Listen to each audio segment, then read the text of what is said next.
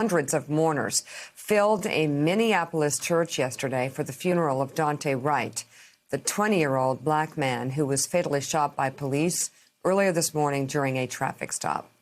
In the emotional 2-hour service, civil rights leaders, family members, and lawmakers all came together to pay their final respects amid calls for justice and police reform. Here is some of Daunte Wright's mother's tribute to her son, and then some of Reverend Al Sharpton's eulogy.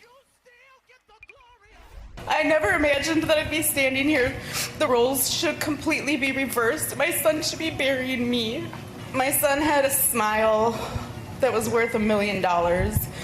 When he walked in the room, he lit up the room. He was a brother, a jokester. He was loved by so many. He's going to be so missed. I was talking to one of the relatives, and I said, well, what are they trying to justify? One said, well, they said they saw some air fresheners in the back of his car. Well, we come today as the air fresheners for Minnesota. We're trying to get the stench of police brutality out of the atmosphere. We're trying to get the stench of racism out of the atmosphere. We're trying to get the stench of racial profiling out of the atmosphere. We come to Minnesota as air fresheners because your air is too odorous for us to breathe. We can't breathe in your stinking air no more.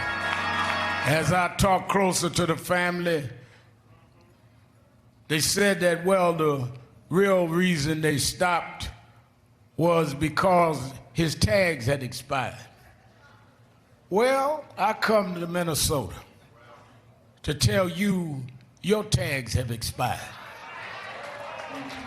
Your tags of racism has expired. It's time to renew and get some new tags. Tags of righteousness, tags of fairness, tags of treating everybody the same way, tags of no justice, no peace.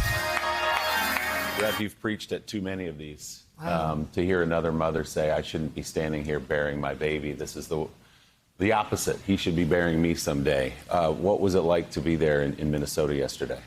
It was very emotional, and I think that some of the real lift the family got was that so many other families, the family of Philando Castile, who was also killed by police in Minneapolis, George Floyd's family, who just 2 days ago watched a policeman convicted of 3 counts, 2 counts of murder, 1 count of manslaughter. All of these families was there, the list on and on. So it gave them a sense of bonding with people that understood their pain. And the thing that really gets you is that you're going to funerals of people that were killed by police, and you're standing there telling the family that, yes, this is wrong, but you have to have the strength to fight on. And you're telling the community these are not all police, because 10 police testified at the trial of Derek Chauvin, which is what helped lead to his conviction. But at the same time, we've got to have federal legislation to deal with how we can make sure we hold criminal police accountable. So it was all of that mixed together. The governor was there. Both the U.S. senators were there. He was really given a tremendous send-off.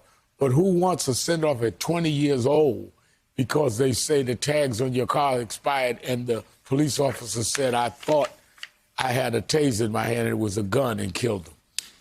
Yesterday, of course, was all about grieving that young man. But is there a sense, Rev, as you travel around and talk to people, that maybe the conviction of Derek Chauvin is some kind of an inflection point, that things may change? We hear Congresswoman Karen Bass talking yesterday about the likelihood of getting the George Floyd policing bill through. Tim Scott talking about it on the other side. Is there a sense that in this moment things may change? I think that the possibility of change is absolutely there at this moment. I've talked to Congresswoman Bass. I've talked to Senator Cory Booker. There are conversations going with Tim Scott.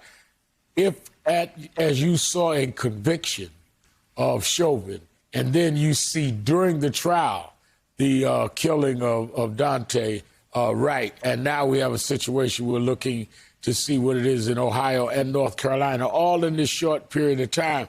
Breonna Taylor and Ahmaud Arbery and all of these cases happened right around the time of George Floyd. If we can't do it now, when will we ever be able to do it? I think the time has come for the nation to deal with it. President Biden and Vice President Harris has said it needs to be dealt with. We are seeing the absolute time that policing must be defined by the federal government. And if we don't do it, we're going to continue to see these things, and it will end up tearing the society apart in an irreparable way. Reverend Nell, thank you for being there yesterday. Hey, thanks so much for watching our YouTube channel. You can follow up on today's top stories and breaking news, or catch up on your favorite MSNBC shows all in one place. Download the NBC News app today.